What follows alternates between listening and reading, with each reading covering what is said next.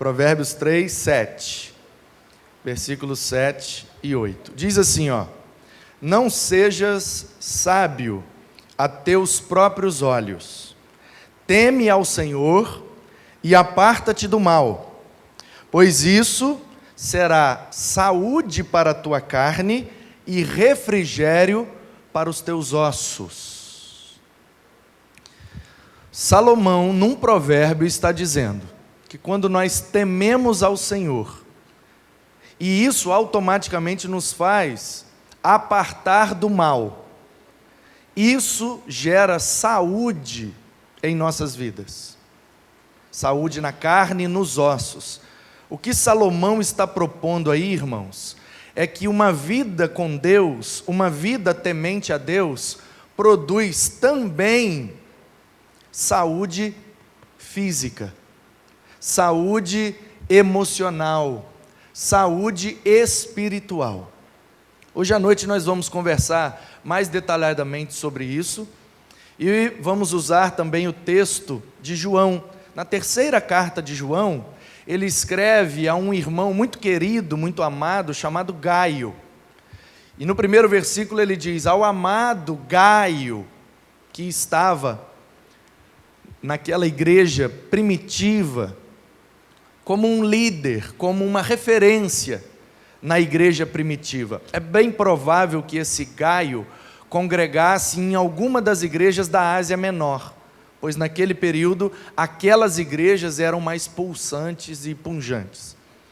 E no versículo 2 o João diz assim: espero, amado Gaio, que você esteja bem.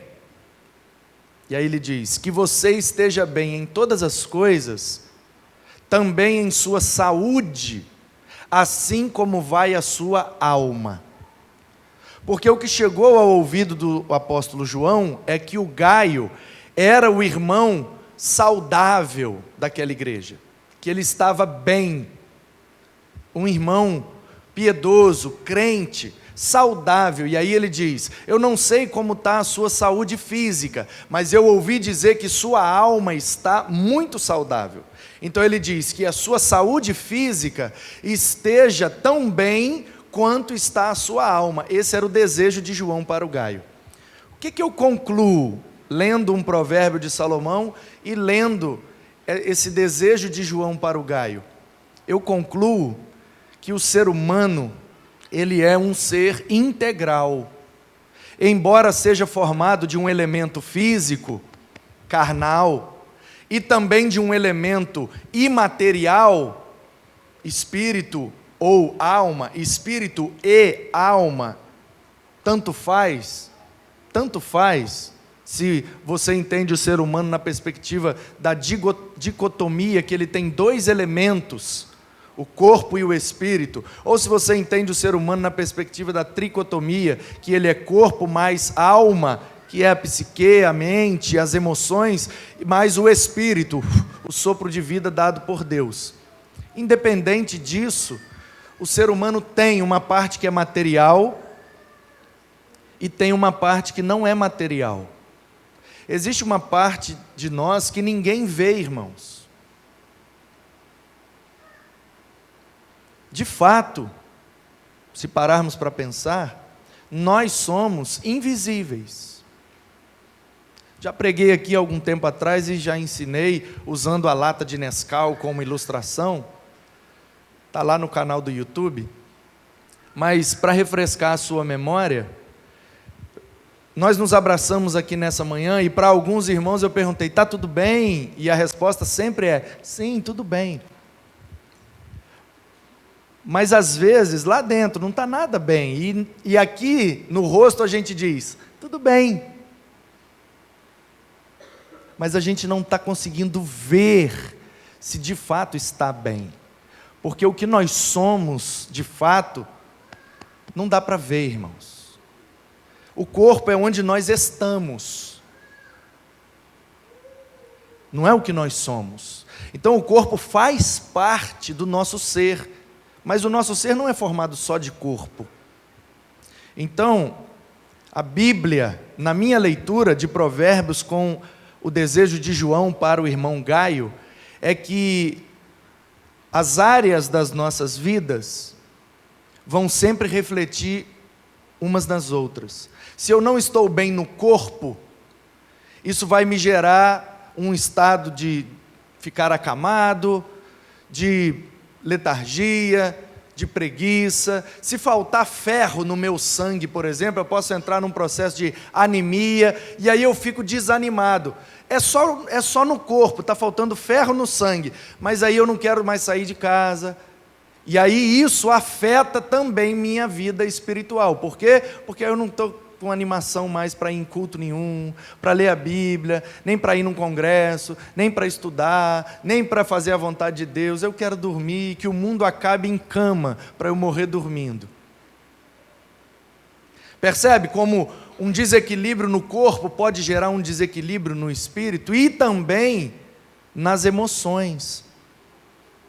Então, se nós estamos bem no corpo, isso reflete bem na alma, no espírito. Mas se nós não estamos bem na alma ou no espírito, isso reflete também no nosso corpo. As chamadas doenças psicossomáticas. Aí uma vez um irmão me disse assim: pastor, eu aprendi o que é psicossomática. É porque a pessoa vive um problema aqui, vive outro problema ali, outro problema ali, outro problema ali. Aí vai somando, né, pastor? Um problema mais o outro problema, mais o outro problema. Aí somou tudo psicossomática, porque somou todos os problemas e deu a doença. Não, irmão, não. Até parece, só que não. Porque soma no grego é corpo, irmão. Soma é corpo, tá bom? Em grego. Então, psique, a mente, a alma. E soma o corpo. Psicossomática quer dizer doenças que podem começar no corpo e afetar a mente, ou que podem começar na mente e afetar o corpo, e vice-versa. É disso. Psicossomática quer dizer a mente e o corpo, a alma e o corpo, o ser humano de forma integral. Porque às vezes uma questão na alma reflete num problema no corpo. Eu já atendi pessoas no gabinete que fizeram todos os exames. Fisicamente não tem nada errado, e a pessoa está mal e sentindo dores. De onde vêm essas dores? Se fez todos os exames e não tem nada errado. Então, com essa percepção é que eu gostaria de chamar aqui nessa manhã, para a gente bater um papo e aprender com quem entende. Porque meu avô me ensinou assim, ó: você conversa com quem entende e faz negócio com quem tem dinheiro. Porque quem trabalha para pobre, pede esmola para dois. Então, vamos conversar com quem entende. Quem entende? Eu até, porque sou muito curioso, sei uma ou outra coisa, mas esses caras não, eles fizeram faculdade, eles são graduados, pós-graduados, entendem do corpo e da mente humana, porque são profissionais dessa área, e são crentes, e são pastores. Então vão nos ajudar nessa manhã a compreender como que a Bíblia pode ser um guia para a saúde física, emocional e espiritual. Quero que você aplauda a Jesus na vida desses dois queridos pastores, pastor Ismael, pastor Samuel. Podem vir aqui.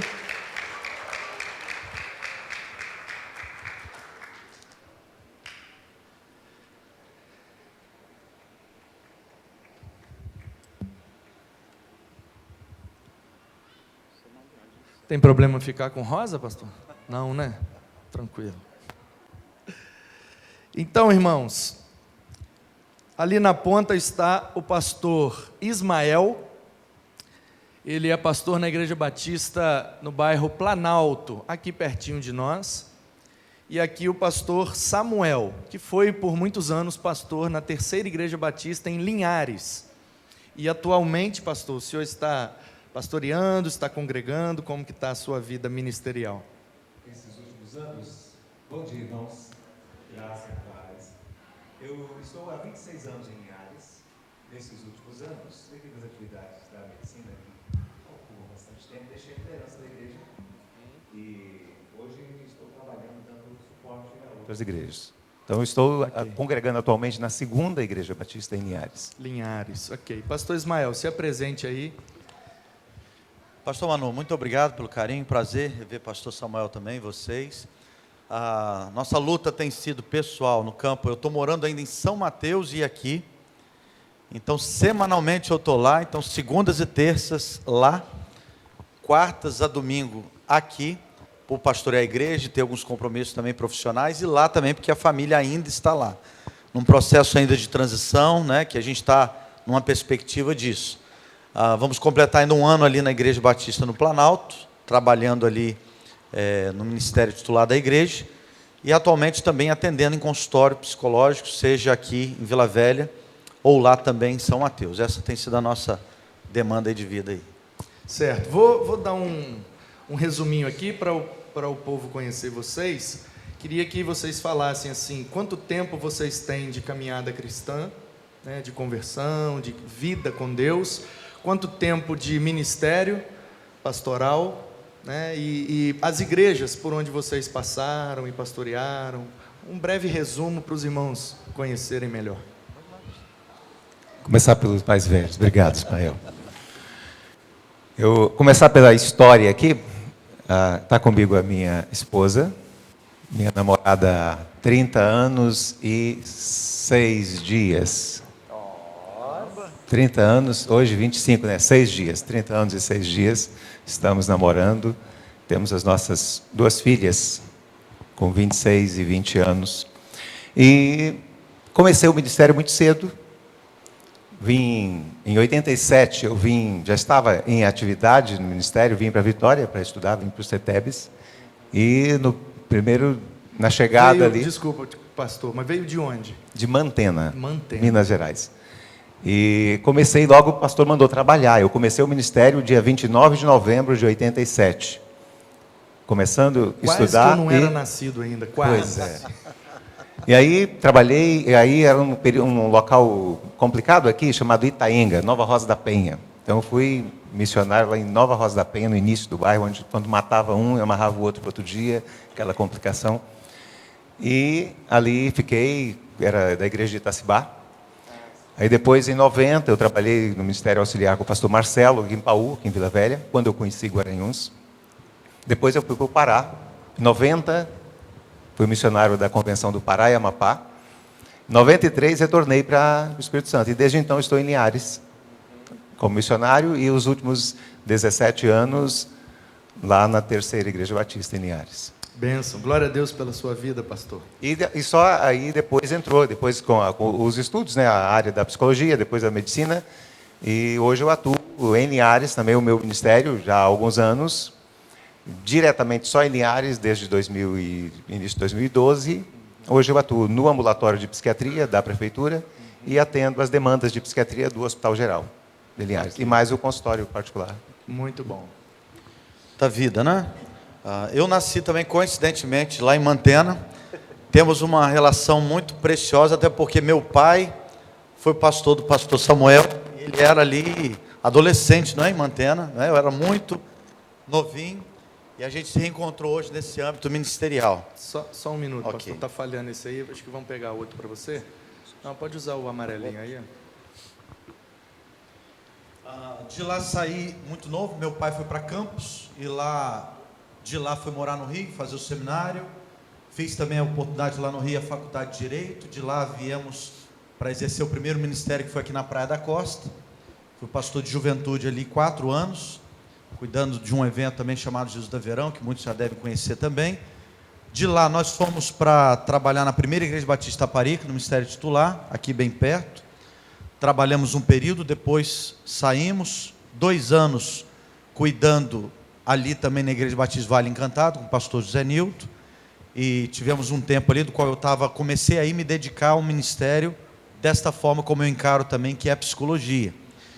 E dessa demanda eu fiz um concurso, passei para São Mateus, e lá fomos com a família, e lá nos mantemos até hoje. Dentro do contexto ministerial pastoral, vamos fazer agora 16 anos de ministério pastoral, e da área psicologia na nossa vida já está indo para 7 anos de formado, e atuação clínica, que é a área que a gente tem desenvolvido. Bênção. Então deu para você ver que eles têm bagagem, eles têm conhecimento e eles têm experiência, né? Vão falar com propriedade aqui do tema, louvado seja Deus por isso. Então, pastores, em primeiro lugar eu queria saber de vocês, o que é que os levou? Porque fizeram a psicologia, a medicina, a psiquiatria, depois de estar no ministério, né? O que é que despertou vocês para a necessidade desse estudo a mais para cuidar de pessoas?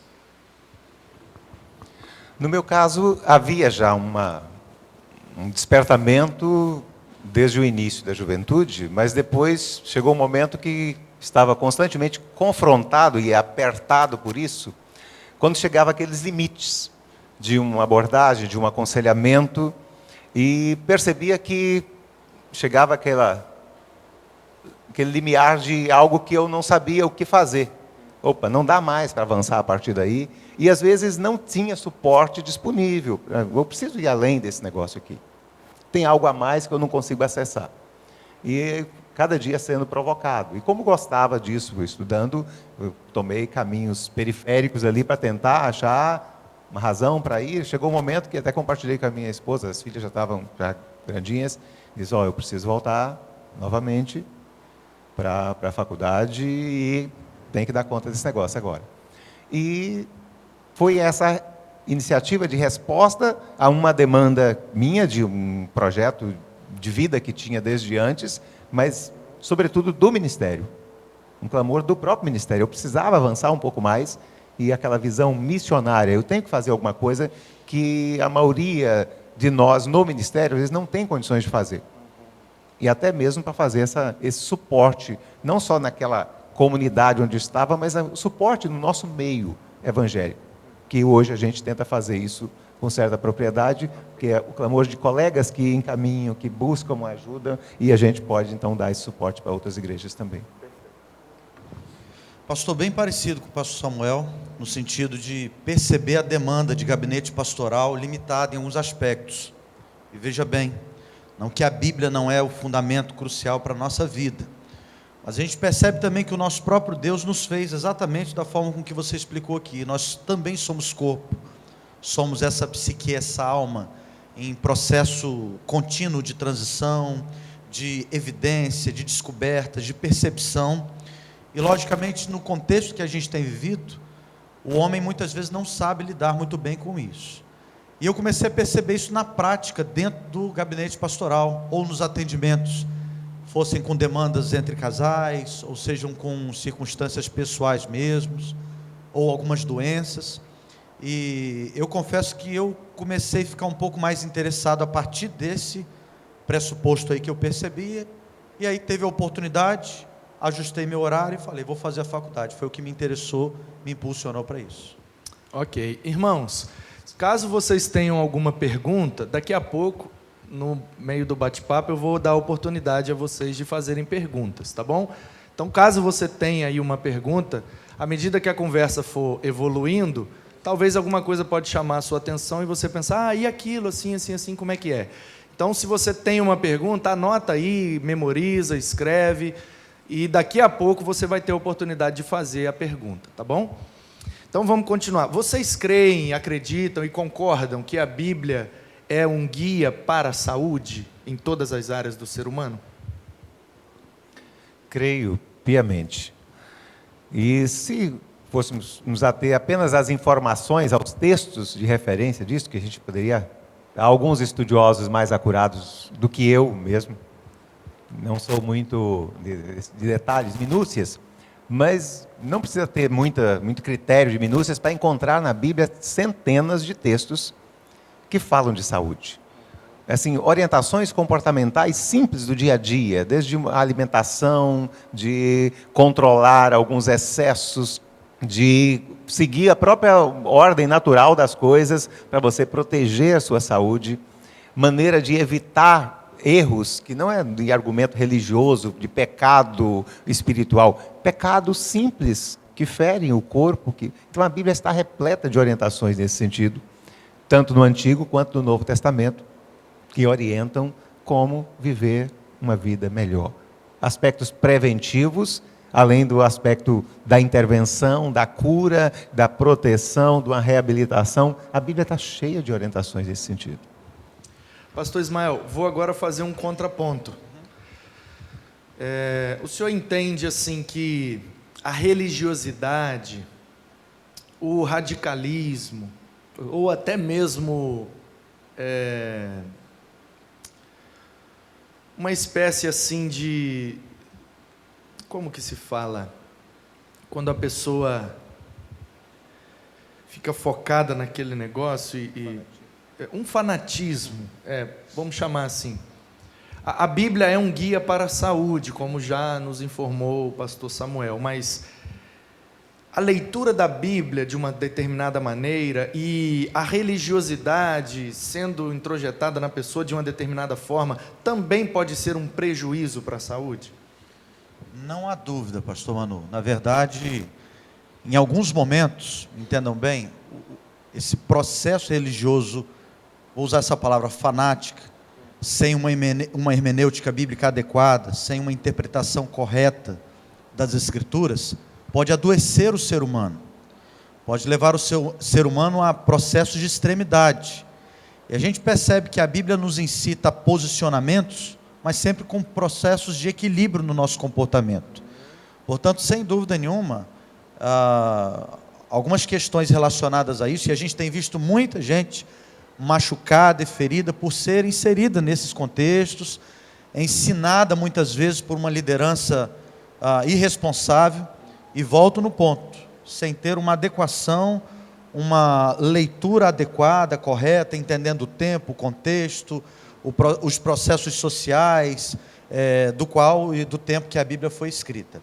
Textos fora de contextos, usados de pretextos para fomentar uma determinada ideia radical. Veio a palavra que eu queria. A palavra que eu procurava era ativismo. O ativismo religioso, às vezes em nome da Bíblia, em nome de Deus, pode adoecer o ser humano. Sem dúvida nenhuma. Tem que ter essa questão desse equilíbrio.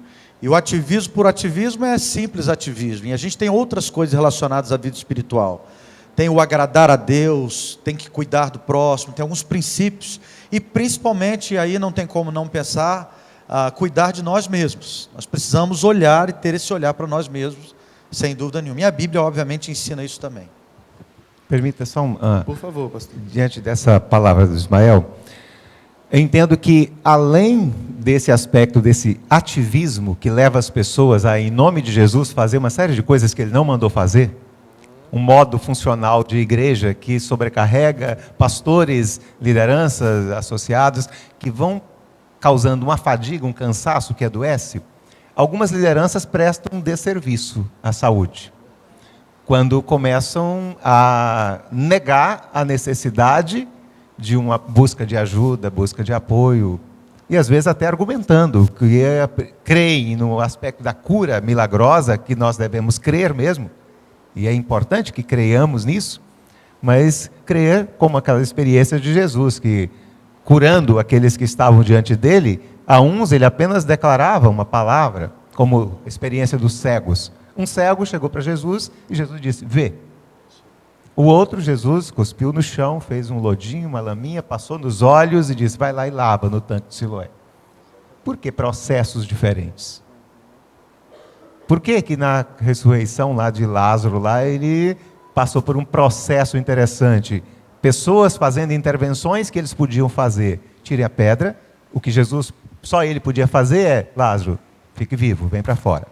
Mas tirar a pedra da porta do sepulcro, tirar as ataduras, desatar a múmia para que ela pudesse se mover, atitudes de um fisioterapeuta, de terapias diversas de reabilitação, de retorno à vida, outros podem fazer. Um processo de cura não vai depender, só uma palavra de Jesus pode estar permeado por todas essas coisas. Então alguns prestam um desserviço dizendo que eu creio no milagre, não vai para psicólogo, mas nós somos alvo de um preconceito, de um estigma, né? Psicólogo, psiquiatra, isso é coisa de doido, eu não estou doido. E aí a liderança fomentando isso e reforçando, acaba deixando muitos doentes dentro da congregação. Pastor Ismael, aproveitando a fala do pastor Samuel, que foi muito pertinente, Que resposta o senhor daria? Nós estamos ao vivo na internet, pelo Facebook, e está sendo gravado, depois isso vai para o YouTube. Então, certamente, isso vai alcançar uma série de pessoas que não estão aqui.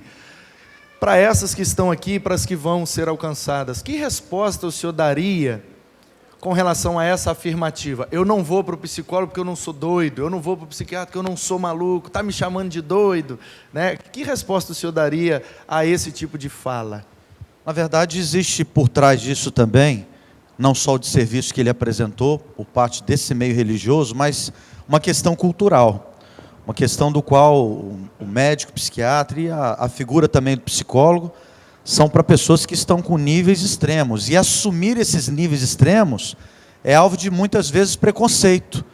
E começa, muitas vezes, dentro de casa, dentro da família, nas relações do casal, por exemplo. Existem coisas que são consideradas como bobagem, bobeira, isso não é nada. Então, na verdade, isso atinge sim o nosso contexto de vida, doenças não tão modernas assim, mas muito visíveis na mídia, como a depressão, os transtornos de ansiedade, que são hoje encontrados em crianças de 8, 10 anos de idade. E às vezes precisam de uma intervenção medicamentosa, de um processo terapêutico. Portanto, é as pessoas perceberem e entender que esse tipo de patologia existe, é real, alcança sim as casas, as famílias, e obviamente que o papel dos profissionais é tentar, juntamente, num contexto conjunto, de entender esses processos e ajudar as pessoas a saírem dessa situação que estão inseridas. Muito bom. Pastor Samuel, como que a medicina, o senhor é médico, né, e atua na área da psiquiatria, como que a medicina encara a questão espiritual do ser humano? Né? Porque durante muito tempo, e principalmente na modernidade, né, do século XVI ao século XX, houve essa separação, essa dicotomia entre fé e ciência. E qual é a possibilidade de conjugarmos essas duas coisas? Qual é o olhar da medicina para a espiritualidade humana? Eu sei que ultimamente tem mudado esse conceito, né? Conceitos como a humanização da medicina, a espiritualidade na medicina, já vem sendo trabalhados. Está mudando, mas quais os preconceitos que o senhor enfrentou, por exemplo, como pastor, sendo estudante de medicina, e depois escolhendo a especialização da psiquiatria? Fala um pouco desse contexto entre fé, ciência, para a gente compreender.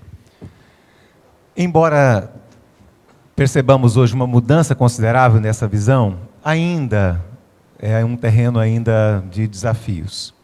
Há algumas décadas,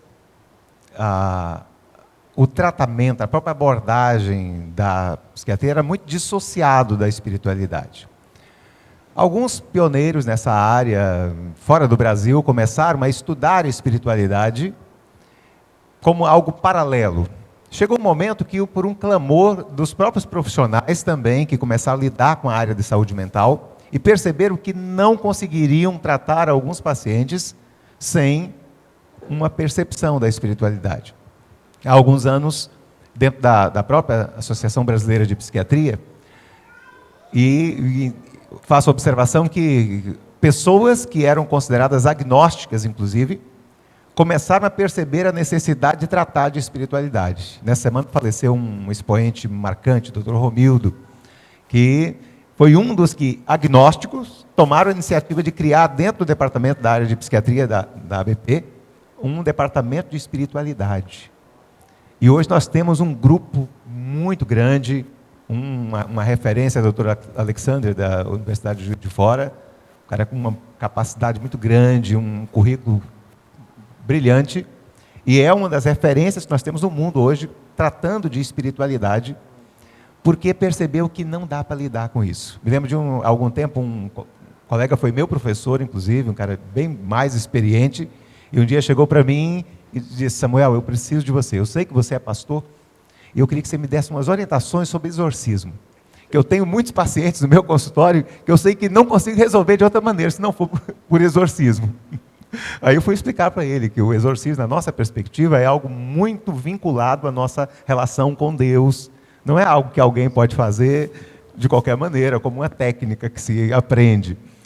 Mas e percebi a avidez dele por conhecer, por ter algo nesse sentido, porque há uma necessidade. nossos códigos internacionais de doenças, de patologias, já reconhecem lá alguns transtornos ligados a esse estado de transe, de possessão, inclusive. Reconhecem isso já há algum tempo. Na CID-10 já tem esse código lá dizendo, tem alguns transtornos que caracterizam o estado de transe e possessão. Tem outras situações que também mostram que tem algo que a gente não consegue medir pelo nosso padrão da psique, nem padrão de reações físicas, fisiológicas. Então, hoje, o mundo está aberto, avançando nesse sentido para reconhecer. Mas a gente percebe que ainda há muita coisa que impede devido a algumas tendências confessionais. Quando se trata em relação de saúde, a gente entende que há valores. Quem é cristão, quem tem um padrão evangélico, batista, você tem a sua confissão de fé muito específica. Mas quando se trata de saúde, a gente entende que há alguns princípios que estão na espiritualidade mais essencial, que são decisivos na promoção, na manutenção e na cura. Espiritualidade hoje é recurso, e muitas pesquisas muito bem fundamentadas têm tratado disso, que não dá para abrir mão disso em todo o tratamento, na psicoterapia especialmente. Você usa aquilo que o paciente traz para você, e talvez o recurso mais valioso que ele traz para o psicoterapeuta, e também para o médico, é a sua fé, como recurso para sair de uma situação de alto risco. Interessante como que... Vou permitir completar. Mas é interessante como pessoas de fé reconhecem a limitação da espiritualidade em tratar algumas questões e partem para o campo da medicina e da ciência para buscar ferramentas para ajudar. E agora o caminho inverso. Pessoas da ciência e da medicina reconhecem a sua limitação e partem para o campo da espiritualidade para buscar ferramentas que os ajudem. Então, esse caminho vice-versa, né, muito interessante.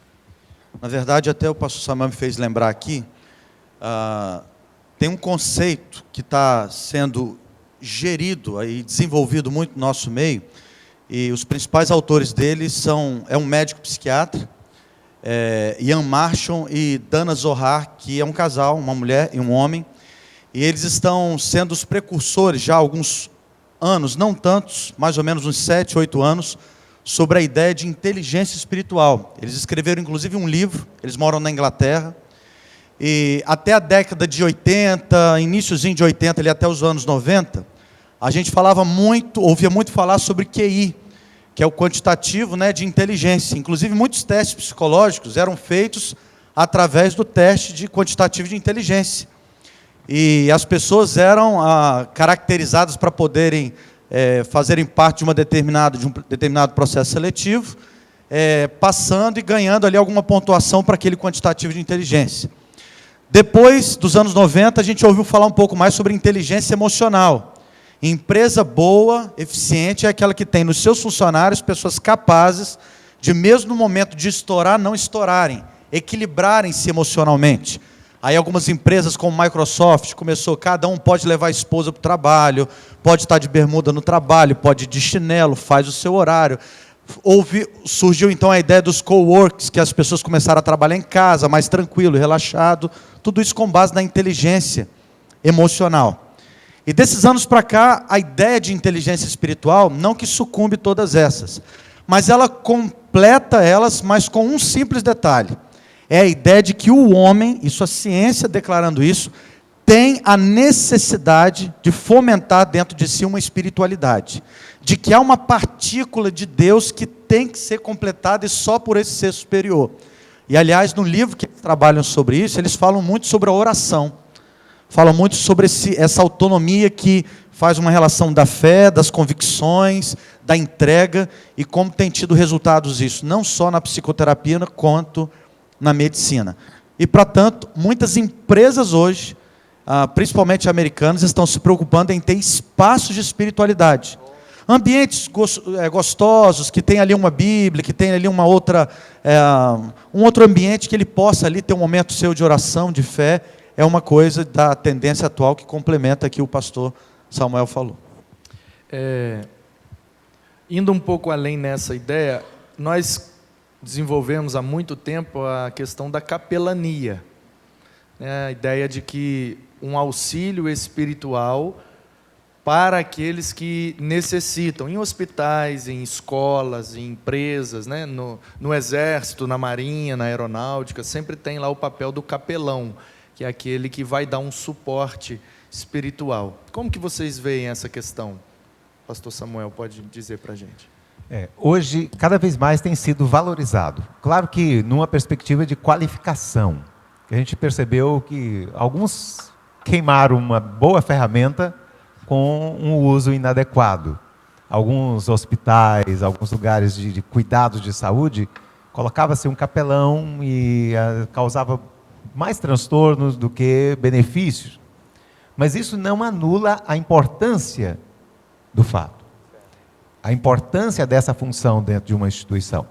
E, quando bem feita, ela é decisiva. Inclusive, algumas pesquisas, não cito nenhuma específica aqui, mas hoje tem muitas fontes pela internet, você pode buscar lá sobre esses cuidados, a espiritualidade nos cuidados da saúde, você vai achar pesquisas interessantes, e usando essa via da capelania. Pessoas que eram enfermeiros ou médicos que assumiam a postura, os próprios capelães de instituições que se colocaram de frente dessas pesquisas, vendo o efeito de oração, grupos organizados, até com estudos muito bem elaborados cientificamente, com alas de hospital que era aberto para visitação, para oração, e outras não.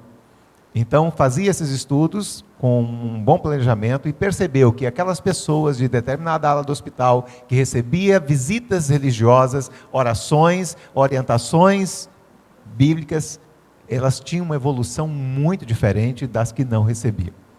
E isso hoje é ciência, não é só argumento religioso, hoje é ciência feita, pesquisas bem feitas com esses dados que nos ajudam a ter hoje segurança de que funciona.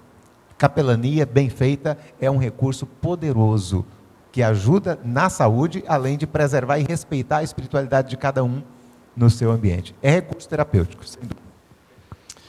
Diferencia aí para a gente, pode cada um falar na sua perspectiva, mas às vezes a gente confunde, nós os leigos, né, a psicanálise, a psicologia e a psiquiatria. A raiz é a mesma, é a psique, né? Mas qual é a diferença básica para a gente compreender? Qual é a diferença básica na prática de um psicanalista para um psicólogo e um psiquiatra?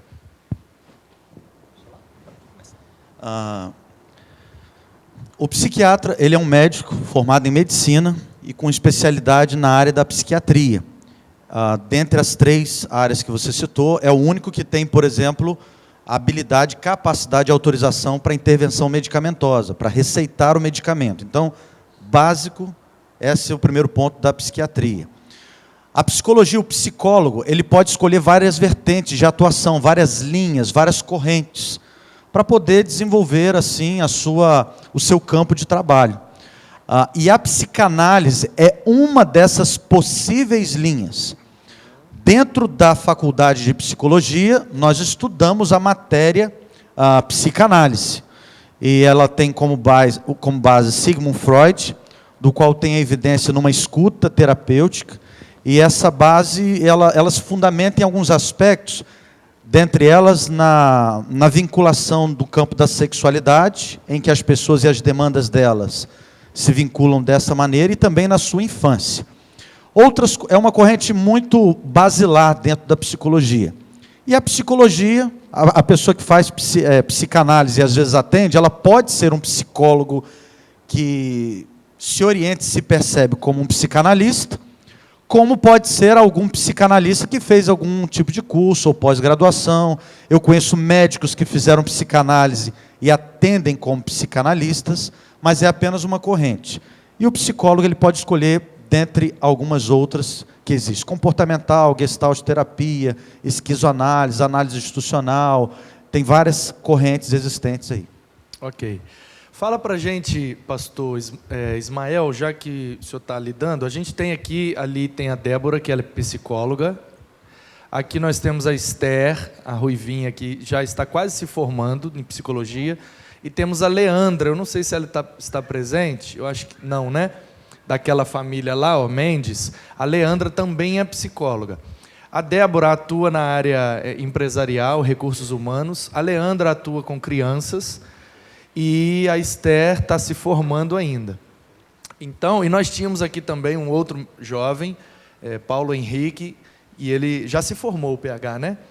Ele não está mais aqui, foi para Guarapari, mas ele congregou aqui com a gente um tempo e também era da área da psicologia.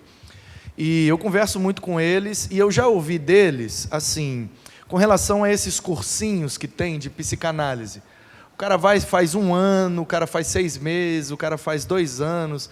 Psicanálise, já vi psicanálise na perspectiva bíblica, paulina, não sei do que lá.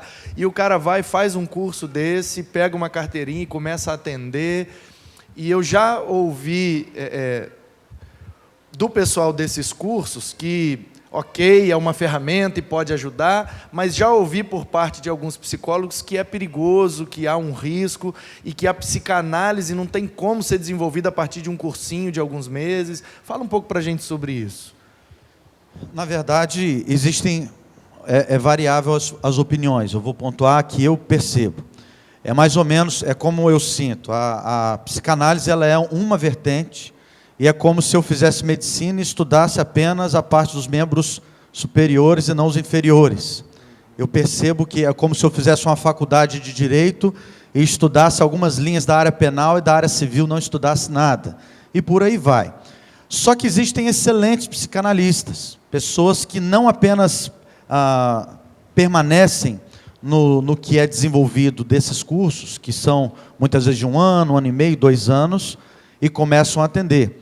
Mas, quando eu entrei na faculdade, e fui tentado também a buscar uma vertente relacionada a isso, eu ouvi isso de um colega, na verdade, psicólogo da época, meu colega hoje, que me deu essa direção. Quando eu cheguei, inclusive, na faculdade, e me conheceram como pastor, fui até um pouco retalhado, não por ser pastor, mas dizendo, olha, a sua categoria, inclusive, procura muito esses cursos, e poderia muito bem fazer uma coisa mais completa. E eu falei, exatamente porque eu estou aqui. A minha crítica não é a quem atende e desenvolve, respeito muito, mas eu, para mim, escolhi fazer a faculdade e pude ter uma amplitude de todas as vertentes existentes, como eu tenho colegas que fizeram a faculdade de psicologia e escolheram a vertente da psicanálise, sem nenhuma dificuldade. Mas eu sou da opinião de que é imprescindível que tenha uma totalidade do entendimento, mesmo que seja uma linha, tem linhas correntes que me confrontam a minha fé. A própria psicanálise, ela também tem caminhos dentre si. Exatamente. Né? Tem Freud, tem Lacan. Então, quer dizer, a própria psicanálise não é uma linha só, ela também se subdivide. Exatamente. Né? E nessa subdivisão do desenvolvimento dela, eu particularmente percebi que para mim seria bom ter toda a amplitude do conhecimento. E assim eu fiz, tomei essa decisão e para mim, não me arrependo, foi ótimo ter feito isso. Alguém tem alguma pergunta? Só para eu saber. Tem aí? Ok. Pedi o Igor, por favor, Igor. Pega aqui o microfone. Pegue ali um microfone. Leva os 2, Igor. Porque tem um aí que está falhando, eu não sei qual é. Mandu, deve ser pilha ou bateria. Permite fazer uma observação? Pode falar. Eu vejo que boa palavra do Ismael quanto a isso. No ambiente eclesiástico, nós temos um campo muito fértil para isso. Porque, como eu disse no início, há uma demanda. E quem nos dera, como pastores, termos na nossa congregação dezenas de conselheiros, pessoas com alguma capacidade para ajudar. E eu creio que as pessoas que fizeram esses cursos, eu digo isso com propriedade, que eu passei por esse caminho. Estudei psicanálise, a base freudiana pura, depois fui para Jungiana, estudei Jung durante algum tempo, tive uma visão de outros pensamentos, um mais comportamental, mas depois eu vi que isso não me dava, isso particularmente a mim não me dava respaldo para encarar ali um processo terapêutico amplo com responsabilidade. Eu creio que essas ferramentas são muito úteis na igreja. Quando a pessoa tem uma moderação para saber até onde ele pode ir, como um conselheiro, como uma ajuda ao trabalho pastoral, é muito útil. É bom que a igreja tenha essas ferramentas, mas é saber até onde eu posso ir. Até como pastor, eu preciso saber a hora de encaminhar. como um conselheiro, seja qual for a formação das formações breves, que saiba que hora que eu preciso mandar para o psicoterapeuta que tem uma formação embasada para ele dar sequência. Quando que eu preciso mandar para o médico. Então, essa noção dos limites do campo de atuação, se a pessoa o tem, ajuda muito. Então, assim, não quero com essa palavra estimular as pessoas a fazer isso aí e se dar com completos. Mas se você tem, você pode usar isso muito bem dentro da igreja, desde que você tenha a noção de como utilizar como um trabalho de apoio. Muito bom. Vamos para a primeira pergunta. O Cristiano aí, pode fazer, Cristiano.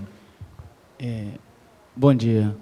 Quais as possibilidades dentro de uma mesma família surgirem vários casos psiquiátricos? Quais os cuidados? É fato que a pessoa que cuida de uma pessoa com problema psiquiátrico precisa de acompanhamento psicológico?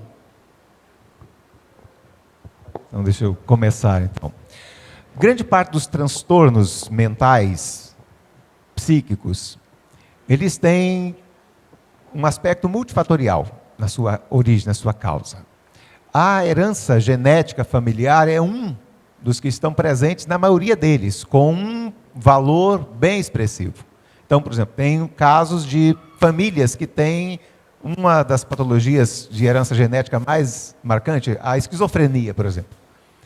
Várias famílias que têm um quadro de esquizofrenia e tem já esse fator genético como risco. Permita-me, pastor, interrompê-lo.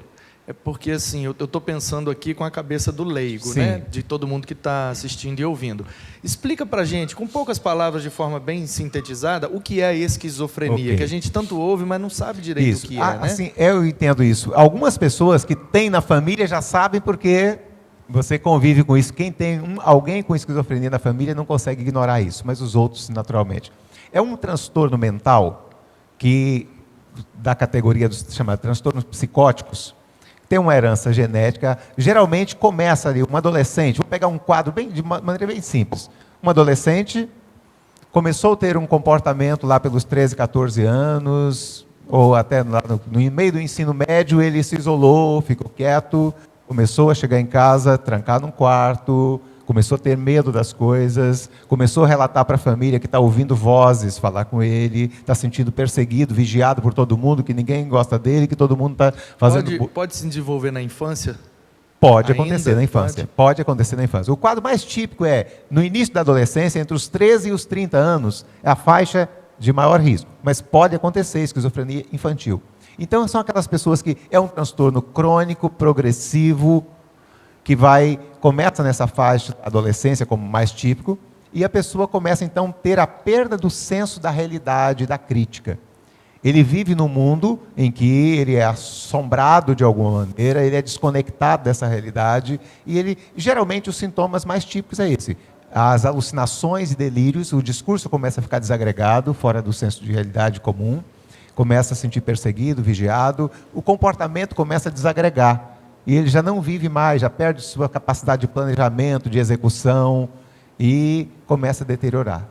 Alguns quadros ali que ele vai mesmo deteriorando, definhando, a ponto de ficar lá sem ação, sem motivação, não tem mais sonhos, ou fica num repertório muito restrito de interesses, de atividades, e que perde aquela visão do ser humano ativo, e às vezes a família vai ter que lidar com isso, porque não há perspectiva de cura.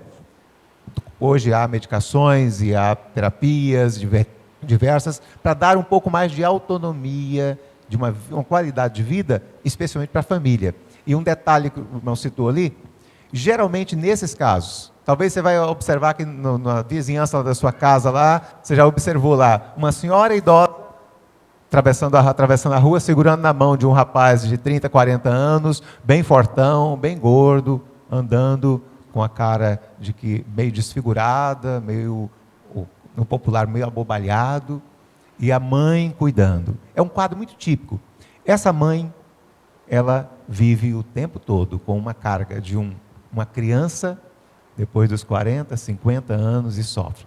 Quem tem outros transtornos mentais na família sabe que aquela pessoa que é a pessoa de apoio mais frequente, mais intenso, essa pessoa naturalmente vai precisar de apoio psicológico e às vezes de medicamentos também, como um suporte, vai ter que ter o seu escape, porque entra em sofrimento constante por causa do cuidado. Muito boa pergunta. Próxima pergunta. Paulo Assis, pode falar, irmão. Minha pergunta. Tá falando, pode falar. Tá A funcionando. minha pergunta é com referência ao meu caso. Eu sou formado em teologia e saí para o campo antes de ser consagrado. O meu trabalho lá no campo foi abençoado. Mas em pleno campo eu adquiri uma enfermidade que é degenerativa. E o que eu ouço muito das pessoas é que você não é crente? Porque você estava no campo e pegou a doença. E eu continuei depois desse trabalho outros trabalhos missionários. Aí eu pergunto, o que eu faço? Até hoje as pessoas me perguntam essa pergunta. E às vezes eu falo assim, eu não tenho, fico sem responder, porque Deus, Ele tem me abençoado mesmo em meio à minha doença. Por exemplo, agora eu fiquei 4 anos quase que afastado do trabalho, mas não por causa dessa doença, por causa de outras. Mas Deus curou todas. E a doença degenerativa que eu tenho, não parece, não mostra assim. Mas qual é a resposta que eu dou para esse pessoal? Deus te deixou. Deixa eu só situar. Obrigado, Paulo, pela sinceridade, né? Irmão Paulo Assis é um irmão muito precioso que nós temos aqui. Ele foi missionário da Junta de Missões Nacionais, ele plantou igrejas no Maranhão, nos Ribeirinhos, trabalhou aqui em Cariacica e viveu, né, essa enfermidade que causou a ele essa limitação, e esse é o quadro que ele declarou ali. Sim. Irmão Paulo, eu sei que o seu questionamento é o de muita gente que sofre, especialmente nessa nossa geração que começa a se propagar, e já está há algumas décadas propagando as teologias positivistas, né, prosperidade, dizendo que o crente não pode passar por isso. Mas eu creio que talvez seria a palavra mais pastoral mesmo, de um reforço de fé, de afirmação, de sujeição à soberania de Deus. Que Deus pode usar caminhos diferentes para nos educar, para nos disciplinar, para nos fazer ver de uma outra perspectiva. Eu cito sempre que o meu maior referencial não teve vida mole, que é Jesus Cristo. Jesus Cristo é o nosso modelo de vida. Não teve onde nascer, nasceu no meio de animais, não teve uma propriedade no seu nome, não teve títulos que conferisse alguma posse, algum poder humano ali, e não teve onde cair morto. Caiu morto num túmulo emprestado de José de Arimateia. Não teve nada. Chorou, suou sangue na hora crucial. Pai, se possível, me livra dessa. O que aconteceu? Deus não livrou. Um segundo referencial foi Paulo. Aprendeu, resumir naquela expressão: eu posso suportar tudo naquele que me fortalece. Eu aprendi a me alegrar nas minhas fraquezas, porque nelas eu me fortaleço. Esse aprendizado que a gente faz, a gente tem experimentado isso. Eu sei que em alguns momentos Deus vai fazer uma intervenção. Eu citando aqui para conversar com o pastor Manu, há 2 meses e pouco, eu também estava lá ativo e questionei algumas coisas que eu estava, no dia dos namorados, eu planejando o que eu ia fazer com a minha namorada ali à noite, ali, na hora do almoço, aí tentei levar uma comida à boca lá e o braço não respondeu, não foi. E aí comi com a mão esquerda, teimosia, e ela lá assistindo, né? Comi com a mão esquerda e terminei o almoço, aí ela falou: agora vamos para o hospital. Um AVC isquêmico, que se não fosse uma intervenção de Deus na hora, eu estaria detonado. Então, Aí questionei também, por que eu? Estou ativo, fazendo um monte de coisa. Na hora que estava lá com um cateter dentro da minha cabeça lá, para poder desobstruir, e caí na realidade, sou eu mesmo? Um AVC nessa idade? Tem nada, não tem nenhum fator de risco, a não ser o estresse que se tornou gigante, tinha nada. Magrinho, perdi mais de 10 quilos, estou mais magrinho ainda. Então, não tinha nenhum dos fatores de taxas alteradas e nada. Depois, hoje, irmão, 2 meses e pouco, eu estou bem aprendido que Deus está cuidando. Está me fazendo celebrar esse milagre. Então, Deus pode ter tomado um caminho diferente e está cuidando, irmão. E outras pessoas precisam entender isso. Deus não prometeu isenção para ninguém. Não prometeu poupar ninguém de alguns embates. A promessa dele é de superação, de vitória, e que em tudo isso, todas as coisas contribuem para o bem dos que amam a Deus, ele vai ser glorificado em tudo. Então a resposta que a gente tem para quem sofre nesse sentido é isso. Deus não prometeu essas coisas. Quem está prometendo é essa nova geração de pregadores aí. Amém, amém. A gente costuma honrar as pessoas depois da morte, né? Então, assim, eu tenho buscado honrar em vida, né? O Paulo César Baruch gravou e compôs e gravou uma canção que eu acho muito linda, chamada Flores em Vida. Que adianta, depois de morto, eu trazer flores? Então, tem que dar flores enquanto está vivo, né? Então, nesse sentido, eu queria pedir à igreja que desse uma salva de palmas para o irmão Paulo Assis.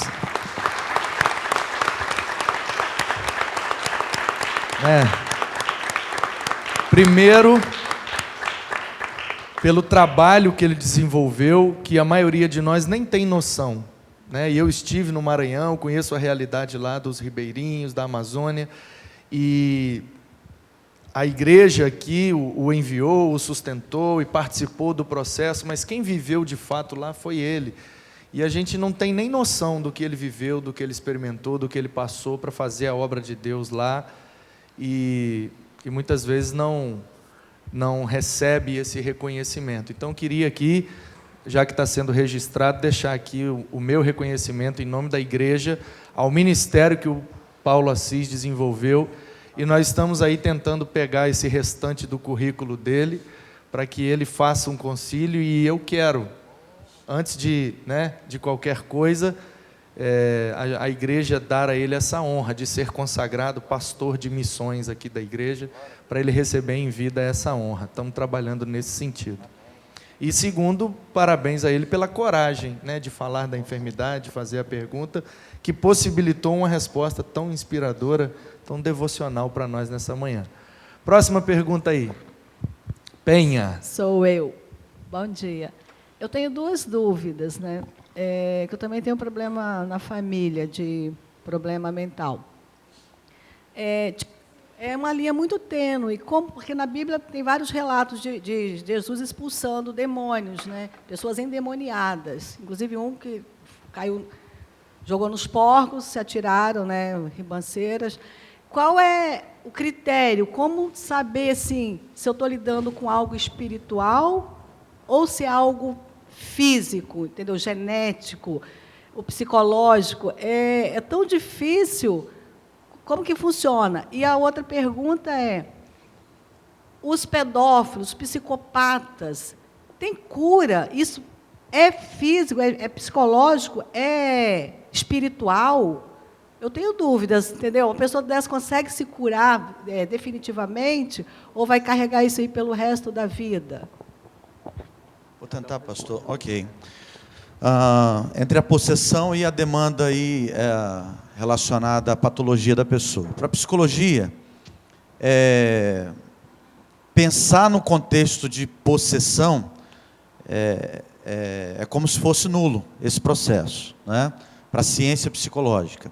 Existem muitos sinais, muitas evidências, e vem aí de um fator eclesiástico, cultural, religioso, de que determinados comportamentos são possessão e determinados não são possessão. Determinados são psicológicos e outros não são. Vou dar um exemplo para você.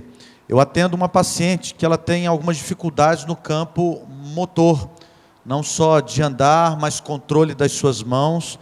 Ela tem uma demanda de ter uma determinada situação patológica na sua vida. e tenta lidar também com a questão da esquizofrenia combinada. E quem olhar para ela, convencionalmente, encontrar com ela, naturalmente poderia dizer simplesmente ela está endemoniada. Mas é muito interessante quando muitas vezes ela entra no consultório, dou aquele final daquele auxílio pegando na mão, e quando ela senta, parece uma coisa incrível. A fala, os tremores, eles cessam, a fala é contínua, o olhar ali é centrado, porque há um processo ali terapêutico de vinculação, do qual a pessoa se encontra, começa a se perceber. Então, estou dando um exemplo para você, de que existem muitos casos que são considerados tais quais assim, de possessão, mas que necessitam de uma intervenção médica, terapêutica, psicológica, né? Por que não dizer? Então, é um ponto que tem sido a minha experiência particular nesse sentido. Doutor Samuel talvez tenha uma outra direção nesse sentido. Nesse aspecto aí, eu posso dizer que não é fácil realmente discernir isso aí. Já tive experiências de estar tentando abordar uma pessoa, que eu estava prescrevendo antipsicóticos lá, e um quadro de delírios, de alucinações, de terrores absurdos, não controlava. E eu estava convencido que era realmente, e de fato era um transtorno mental, um transtorno psicótico grave, mas quando a gente vai compondo a história, fazendo uma boa anamnese, descobrindo como é que chegou a isso, qual a formação, que bases sociais, religiosas tinha antes, começou a trazer evidências de que não era só isso. Quem tem uma percepção espiritual vai perceber que em algum momento as pessoas dão sinais muito direcionados, que não batem muito bem com uma patologia, uma reação de uma patologia. Com expressões religiosas que fogem à ideia do delírio religioso, a pessoa vai ter uma atitude mais direcionada. Isso nunca teve, não tem hoje como ter explicação clara. Tem uma regrinha para discernir, eu não encontrei isso. E já tive a experiência, como eu falei, dos dois lados, de abordar pessoas tentando expulsar demônio de uma pessoa, um bipolar, em uma crise maníaca, agressivo, irritado, colocando a vida em risco, e que percebia que não tinha nada a ver. Os dois lados, abordagem medicamentosa com alguém com um quadro de possessão, tanto uma abordagem de intervenção exorcista em alguém que estava com um transtorno. Claro que uma dose de antipsicótico resolveria, para começar a controlar o quadro. Então, nesse aspecto, eu acho que é o discernimento, cara, tenho certeza, há de se ter um discernimento. Quando tiver dúvida de que a pessoa está recebendo um tratamento adequado do ponto de vista médico, psicológico, e não há uma resposta adequada, que há alguma abordagem dentro de um conteúdo, ainda que seja um delírio religioso, mas se está um delírio muito estruturado, e ela está com algum foco muito específico, às vezes agressivo em relação a algum fato de símbolo religioso.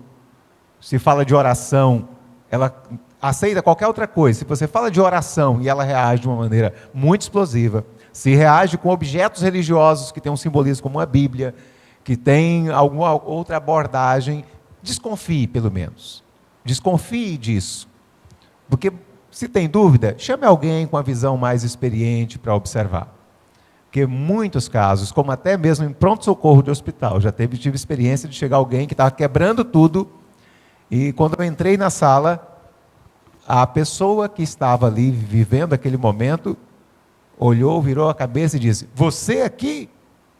De novo?" E aí alguém podia interpretar disso: eu estava aqui de novo, talvez em outro momento do pronto-socorro. Mas uma pessoa que eu nunca havia visto na vida. E aí, quando eu cheguei e olhei aquela situação, estalou na hora. Primeiro olhar para ela. Aí eu encostei perto do ouvido, ela estava agredindo todo mundo, ela silenciou, silêncio, voz baixa, mandei que ficasse quieto, esticou os braços, ficou quietinha, e falando ao pé de ouvido, sem grito, sem nada, mandei que em nome de Jesus fosse embora. Fiz isso, virei as costas e a equipe atendeu a pessoa sem nenhum problema depois, dentro de um pronto-socorro. Então, assim, o momento, quem está vivendo numa sintonia com Deus vai perceber e vai ter a capacidade também de Deus para fazer a intervenção certa. Antes do pastor Ismael caminhar com a resposta da segunda pergunta, a questão da patologia, se tem cura, como ela colocou, preciso lembrar aqui do texto bíblico de 1 Coríntios 12, onde um dos dons é discernimento de espíritos. Então, é um dom dado à igreja para a edificação da mesma. Então, algumas pessoas são usadas com esse dom, discernimento de espíritos. Bate o olho e reconhece que é um espírito maligno e expulsa e exerce, a autoridade de Jesus. Então, lembrando que é um dom específico e nem todos têm todos os dons. De forma que não é porque você não reconheceu se era ou não uma possessão que você não é crente. É um dom específico e nem todos os crentes têm todos os dons. Então, pastor, a segunda pergunta dela sobre a relação, como ela colocou, as patologias mais exacerbadas, se tem cura, como ela colocou a pedofilia, as psicopatias aí. Tem alguns casos, a gente precisa entender um pouco, só para dar uma abordagem, o conceito de cura, que a gente fica às vezes buscando, a cura. O conceito relacionado a isso, muitas vezes, é o cessar de todo e qualquer tipo de comportamento. Existem algumas coisas que a pessoa vai ter que aprender a lidar com aquilo, mais do que propriamente a gente falar, olha, está curada e está totalmente sã dessa determinada situação. É claro que ela foi muito pontual e muito específica em algumas coisas que estão inclusive em evidências, as pedofilias, por exemplo, que tem sido uma coisa terrível dentro do nosso contexto social, mas a questão da cura por si só, tanto nessa, dependendo do nível, algumas delas sim necessitarão de uma intervenção medicamentosa e também da pessoa aprender a lidar com aquilo. Por exemplo, por que não falar não só nesse contexto de doença, mas às vezes algumas pessoas voltadas com a questão, por exemplo, do álcool ou das drogas, sejam lícitas e ilícitas. Tem pessoas que vão ter que lidar a vida inteira com aquela vontade de voltar àquilo, com aquela percepção, com aquela sede, aquela coisa aguçante que foi em algum momento da sua vida, e muitas vezes ela tem que enfrentar, seja através do contexto religioso, seja através de uma intervenção medicamentosa, porque a gente gosta muito de falar cura, principalmente as coisas com Deus, pronto, não sinto mais nada. Vamos lembrar aqui do apóstolo Paulo, que tinha um espinho na carne, há várias evidências relacionadas, inclusive até de que era uma questão emocional dele, eu já ouvi falar sobre isso, pelo menos numa das correntes, mas ele entendeu que a graça de Deus o bastava, era o suficiente para ele. Portanto, existem situações que vão ser muito mais ligadas com aprender a lidar com aquela situação do que propriamente falarmos nessa terminologia que a gente busca tanto, que é a cura. Muito bom. Eu quero depois... Tem mais perguntas? Então vamos lá, a próxima. Bom Abner. dia. Isso. É um pouco parecido com o que já foi falado, mas tem uma característica um pouco diferente a minha questão. Porque foi falado já da questão da possessão, enfim, das patologias, mas a minha dúvida é a seguinte: no contexto eclesiástico, como que a gente consegue identificar até que ponto a Bíblia se torna suficiente, entre muitas aspas, ou dali para frente já precisa de um tratamento ambulatorial, médico, psicológico, enfim. Um exemplo, a gente estava há alguns 2 anos atrás numa reunião que foi citado a igreja, algumas pessoas da liderança, inclusive, estão precisando de oração. Aí eu que era um exemplo dessas pessoas, falei, não, nós estamos precisando de um tratamento psicológico. E como que a gente consegue identificar isso como paciente ou como liderança para indicar a um irmão, olha, você não é só a oração que vai resolver, não, você também precisa procurar um psiquiatra ou um psicólogo. Boa pergunta, irmão. Observações. Eu creio que nós nós temos um problema de educação, de formação, como sociedade. Nós aprendemos a lidar com tantas coisas externas, e estamos tentando descobrir, tem gente agora tentando descobrir vida fora do nosso planeta, e tantas coisas, e nós conhecemos tão pouco de nós mesmos. Quando alguém chega para o consultório e vem para uma consulta médica, alguns já chegam ali quase que trazendo a receita sugestiva de medicamentos. E às vezes tem pessoas que surpreendem, que observam a situação dele, e às vezes até prescreve algum medicamento, né, nesse caso, mas tem casos que sai sem medicamento e eu encaminho para a psicoterapia. E aí diz, mas eu preciso desse negócio de psicólogo? Eu falei, se todo ser humano deveria ter algum tipo de apoio nessa área para se organizar. Então, na sua pergunta ali, tem muita gente que está precisando sim de ajuda. A gente crê, eu creio piamente naquela palavra lá de Romanos capítulo 8, portanto agora nenhuma condenação há para os que estão em Cristo. A ação de Jesus Cristo é incisiva, decisiva, cura, liberta. Mas tem algumas coisas que precisam ser tratadas, reorganizadas, para fazer um novo projeto de vida, para poder se apropriar de algumas coisas que só o ato de intervenção de Deus não é suficiente. Tem muita gente salva por Jesus Cristo e vai morar no céu, mas está com a vida toda desorganizada, precisa de ajuda para poder se organizar e viver melhor. E tem pessoas sim. Hoje nós temos um número muito grande, e digo aqui como pastores, aqui a gente se expõe a isso. A nossa categoria, ela é uma categoria muito exposta a transtornos mentais, a risco de transtornos mentais. Nossos apoios, lideranças, ministros de apoio, também estão, liderança de igreja, estão sofrendo isso também. Riscos de adoecer. E nós precisamos de tratamento. E às vezes tem igrejas que estão fazendo. Tem igrejas que começaram um projeto, eu vou lá, faço palestras, orientações e atendimento. Começo pela liderança da igreja. Tem algumas igrejas que fazem um ano acompanhando ali a igreja para pelo menos dar os primeiros atendimentos à liderança, para acompanhar, e depois eles dão sequência. Porque está sofrendo por isso. Então, eu acho que é necessário você perceber. Tem um momento que você percebeu, eu tinha colocado até umas informações, vou tentar citar aqui. Tem alguns indícios de que alguém está com algum transtorno psíquico que precisa estar em evidência. Você pode olhar por coisas mais simples na vida. Uma pessoa que está com um comportamento alterado do seu basal. Ele era uma pessoa tranquila, ordeira, tratável, pacífica, tolerante, resiliente. De repente, essa pessoa mudou esse padrão de comportamento. Coisas simples, fisiológicas até. Dormia muito bem, agora não está dormindo mais. Está irritado. Os filhos estão sofrendo porque ele está impaciente com os filhos, explodindo, está agredindo a esposa, não está conseguindo mais ter um comportamento normal. Ele comia pouco, agora está comendo muito. Ele está com atitudes compulsivas em relação à alimentação, em relação a sexo, em relação a trabalho. Não consegue descansar, não consegue relaxar. Ele está tendo uma percepção delirante ali das coisas. Está me perseguindo aqui, o pastor está tudo falando contra mim. Aqui na Assembleia da Igreja, nas reuniões, todo mundo, ninguém quer ouvir mais minha opinião, todo mundo está contra mim. Começou a ter percepção de perder os nexos com a realidade, está um pouco delirante, está assim, expansivo demais. A pessoa um dia está lá deprimido, outro dia ele está um pouco exacerbado no seu comportamento. Esse tipo de coisa são indícios que tem alguma coisa errada. Vamos cuidar desse negócio? Às vezes o esposo e a esposa identificam isso aí, pai e filhos identificam, a relação de liderança, pastor, vai perceber alguma coisa.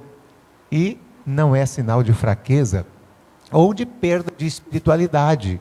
Cuidar disso. Porque Deus, eu creio que Deus vai agir com essas ferramentas também, nos restaurando.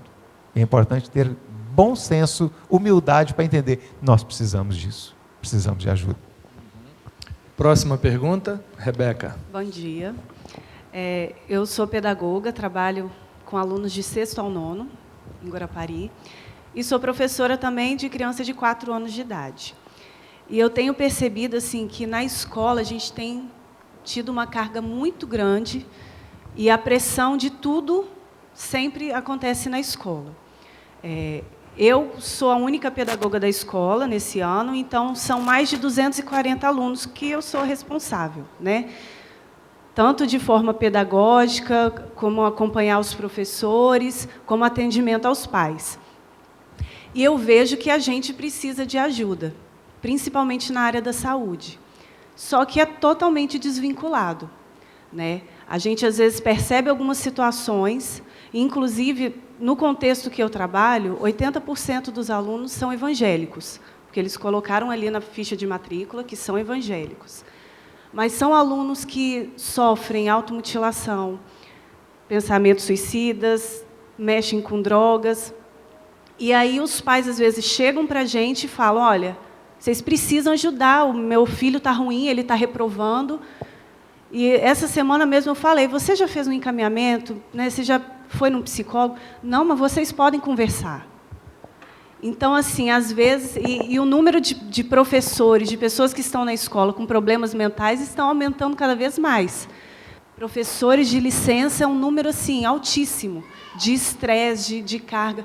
Será que esses jovens que estão na escola, adolescentes, eles frequentam a igreja também? Porque, às vezes, os pais obrigam, né? Eles estão na igreja. Será que um psicólogo, alguém na escola, será que não podia ter não sei, ajudar de alguma maneira? Porque, assim, a gente não pode fazer um encaminhamento direto. A gente tem que pedir para que o pai vá no posto e procure esse atendimento. Será que um psicólogo na escola não daria um suporte maior a esses jovens e adolescentes que estão tão doentes? Seu nome é? Rebeca. Eu tenho certeza que sim. Até porque essas demandas, nesse contexto infantil, têm sido assim inúmeras.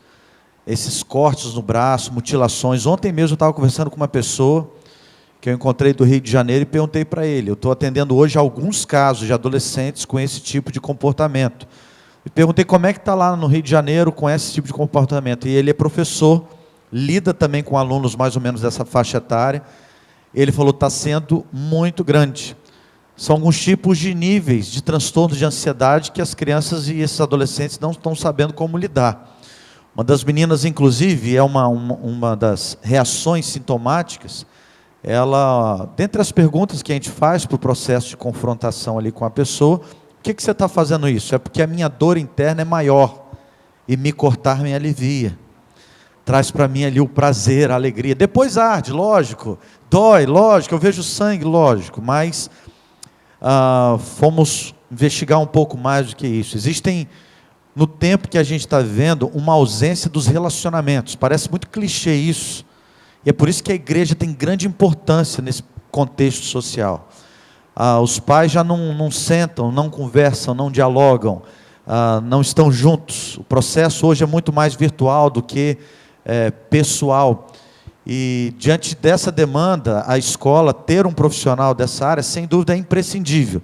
Mas em momento nenhum deixando de responsabilizar a família e os pais para maior interação. Porque essas crianças, o que a criança busca dentro de casa da família?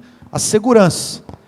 E crianças que não se sentem seguras, sejam por quaisquer questões, elas vão refletir, seja na agressividade, na gritaria, nos palavrões, no modo de falar, na hiperatividade em alguns casos. Então, esse é um ponto que a gente tem percebido nessa experiência aí com adolescentes e com crianças, que é algo muito sério no tempo que a gente está vivendo. Só observando, seria um sonho, Rebeca, se a gente tivesse isso em cada escola, se tivesse um psicólogo. Ou pelo menos um psicopedagogo que tivesse um olhar um pouco mais já voltado. Mas a ideia de ter um psicólogo na escola é sonho, porque hoje a gente está lidando com isso. Eu atendo um número muito grande de crianças e adolescentes com essa violência autoprovocada, essa automutilação, as lacerações de braços, de coxa, essas coisas recorrentes, e com esse argumento, me alivia. Há um sofrimento profundo. A minha esposa também trabalha na área da educação, e numa escola, unidade que ela trabalha, é um dos modelos assim, que deveria estar legal, bem controlado. Tem um dia que a gente surpreende, que eu chego na sala de aula, lá, por porta de sala, um dia para ver, aí depois a observação é que tinha, só numa sala tinha 6 pacientes meus, né? Numa sala de aula. Então, Muita gente. E esses pacientes, perfil típico. O adolescente vazio, que sofreu um abuso, que está com conflitos de identidade, de sexualidade, que não tem estrutura familiar, que está sentindo vazio. A minha esposa trabalha com a disciplina chamada projeto de vida. Além da biologia, ela trabalha com projeto de vida. Aí foi uma missão que Deus deu a ela. É missionária dentro da escola hoje.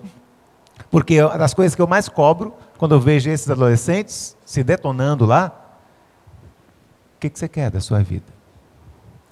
Qual é o seu plano? O que você quer para o futuro? E a maioria deles não sabe. Diz, ouvi de 2 irmãos. Numa semana, a mãe encaminhou uma menina de 13 anos, na outra semana, um menino de 15. E a mesma pergunta, com aquele rastreio ali de pontos sensíveis, pontos de risco ali.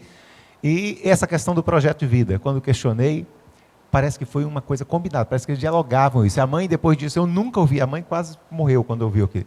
A menina usou a seguinte expressão: a coisa mais interessante que eu tenho para fazer no futuro é me suicidar, porque não tem nada que vale a pena na minha vida. Uma semana depois, o irmão dela, de 15 anos, usou a expressão, parece que o mesmo tom de voz até. A coisa mais sensata que eu tenho a fazer na vida é me suicidar. Porque não tem nada que eu pense para o futuro. Qual é a relação, pastor Samuel, desse tipo de quadro com a falta de espiritualidade na família e na vida desses adolescentes? Há uma relação? Sem dúvida. Porque eu sei que crentes também adoecem, né? Mas assim, existe uma relação entre a ausência da espiritualidade e a falta de propósito, de sentido, né? Porque a Bíblia nos dá esse senso de propósito. Eu estou aqui com uma missão, com um propósito. Deus me fez exatamente do jeito que eu sou para que eu desenvolva o propósito que Ele tem para mim. Eu nasci nessa família por causa do propósito de Deus. Tudo que eu vivi até agora não são traumas, são eventos que Deus usou para me conduzir ao centro da sua vontade. Essa percepção nos enche e nos dá a capacidade de resiliência. A impressão que eu tenho é que esse tipo de fala demonstra esse vazio, que é a ausência desse senso de propósito. Existe essa relação ou eu estou sendo muito pastor? Percebe-se nitidamente esse vazio existencial, ainda que alguns destes eles tiveram uma educação religiosa, mas uma educação religiosa um tanto questionável, quando se prioriza normas, uma certa rigidez ritualística até de grupos religiosos, que você tem que se conter diante de algumas coisas, mas não conduziu para uma percepção da religiosidade essencial, espiritualidade essencial, de relação com Deus como Pai, de uma vida de relacionamento de verdade com Deus. Então a grande parte desses meninos e meninas, eles não experimentaram, ainda que vivendo dentro da igreja, eles não experimentaram, deixam claro que não experimentaram nada do que seria a essência da fé. Embora em alguns casos sejam frequentadores de igreja, não viveram pessoalmente uma experiência real com Deus que preenchesse esse vazio, né? Ok. Tem mais alguma pergunta? Vamos lá então a próxima. Irmão Paulo quer falar novamente, irmão? Tá. Leva lá para ele tem prioridade. Claro.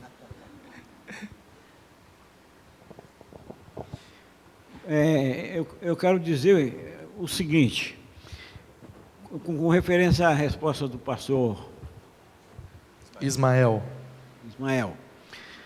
a resposta da irmã, é interessante a gente observar que quando a gente está atravessando um problema de enfermidade, de dúvidas espirituais ou coisas, eu, por exemplo, quando eu fiquei doente, minha oração era o seguinte: Senhor, me cura, me dá a cura. Aí até que um dia eu falei e pensei, Deus não é surdo. Deus vai me dar uma resposta. Eu falei, me mostra o que fazer. Aí eu passei a orar dizendo, Senhor, abençoe a minha enfermidade para que ela não me atrapalhe no meu ministério. O resultado disso é que onde eu passei pelos hospitais e clínicas, que não foram poucas nesses 4 anos, todas elas eu fiz o meu trabalho missionário. eu cantando, eu não canto nada, o pessoal sabe que eu não canto nada. Mas lá, para eles que não conhecem, eu canto e para.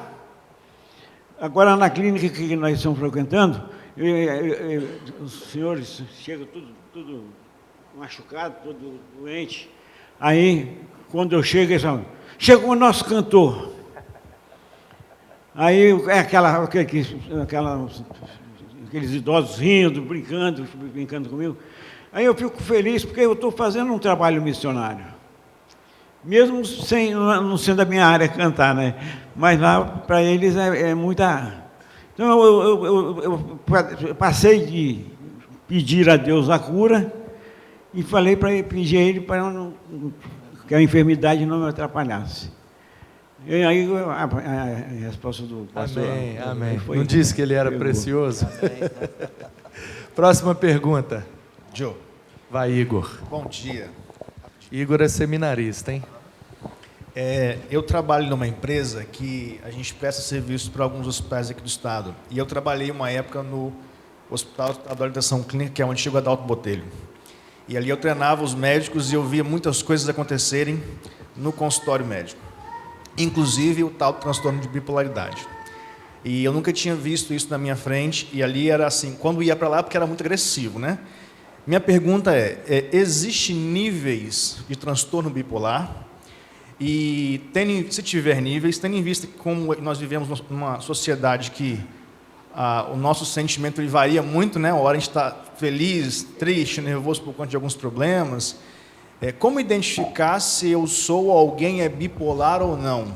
Porque eu posso simplesmente ter um sentimento e não ser bipolar. Ou pode ser que eu seja bipolar e eu não sei. E eu que vou ser um dia pastor, como é que eu vou identificar isso num gabinete pastoral, por exemplo? Se é realmente só um sentimento de estresse, ou realmente a pessoa é bipolar, por conta do seu nível talvez mais baixo, mais alto e assim por diante. Então, vou começar aqui, depois o Ismael pode complementar também. Quando se fala de transtorno bipolar, nós estamos falando de nível de humor. E todos nós temos oscilação de uma faixa de normalidade. Um dia a gente está um pouco para cima, está mais expansivo, mais alegre, outro dia um pouco mais para baixo. Quando se fala de bipolar, ele às vezes oscila de modo extremo entre um polo e outro. Passa um período de dias, semanas, até meses, às vezes muito deprimido, que não quer nada com a vida, ou se fecha num mundo escuro, sombrio, e não tem ânimo, motivação para nada, ou às vezes alterna para um polo superior, o baixo é chamado de depressão, o alto, dependendo do nível, é uma hipomania ou mania. Um quadro maníaco é que a pessoa está fora da realidade, ele é poderoso, ele pode todas as coisas, ele fala o que ele pensa, ele se abre, ele está falando em voz alta para todo mundo ouvir, coisas até particulares, não tem noção disso aí, e vai no comércio e compra tudo que ele vê que tem vontade, e depois que ele descobre se vai poder pagar ou não, ele conta história que é poderoso, conta a vantagem, está lá em cima. Passa algumas semanas, ele vai lá para o fundo de novo.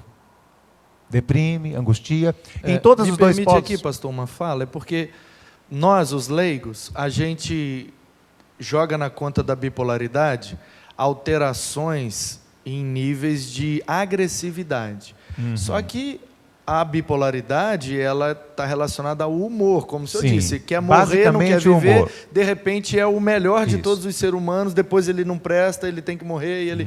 Então, às vezes, uma pessoa é explosiva, é colérica, é mais agressiva, e nada tem a ver com o quadro de bipolaridade. Pode ter, nesses quadros, por exemplo, no quadro depressivo, também no quadro maníaco, pode ter os sintomas psicóticos, que são os delírios, alucinações, que podem acontecer nos dois. A agressividade pode também acontecer, como uma agressividade reativa de um quadro depressivo, pode acontecer uma agressividade de atitude até irresponsável, até tentativa. Porque às vezes as pessoas ficam, levanta dessa cama e não sei o quê, e aí ele reage com agressividade. Né? Então pode acontecer. E há algumas oscilações que a pessoa fala, fulano é bipolar. Talvez ele tenha um transtorno de personalidade que tem uma instabilidade emocional. Fulano tem alguns quadros mais clássicos, um transtorno com instabilidade emocional, aquela pessoa que no mesmo momento ali, de 5 minutos, ele oscila. Não é o caso do bipolar. Ainda que tenha um ciclo rápido, mas o bipolar não muda tão rapidinho assim.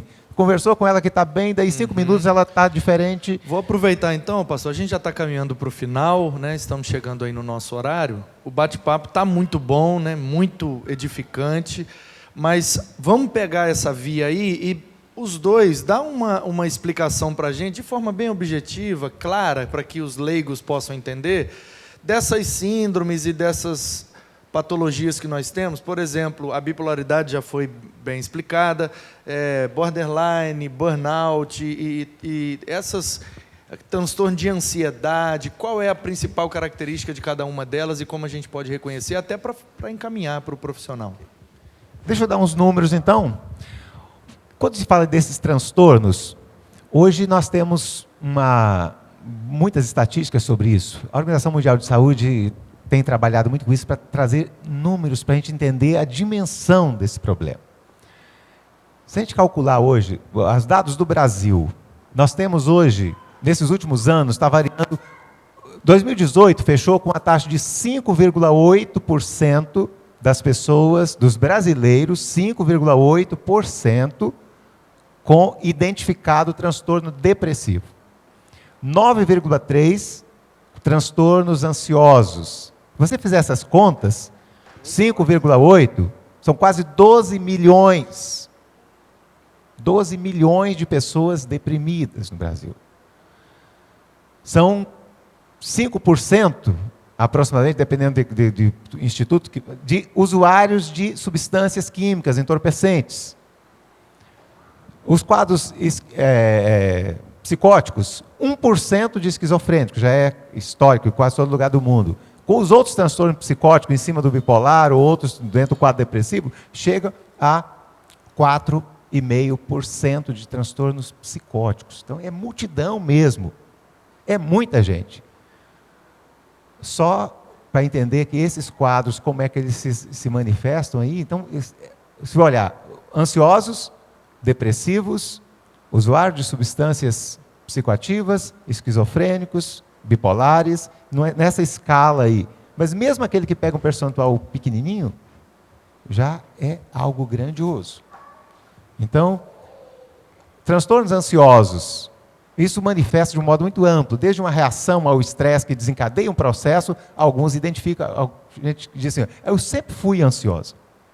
Pessoa inquieta, intolerante ao estresse, pessoa que ela não se satisfaz, marca um compromisso, ela já está preocupada antes com isso, já tendo sintomas físicos, fisiológicos, no quadro de que vai acontecer amanhã, ela já antecipa sintomas, já vive uma inquietação que ela mesma não consegue explicar.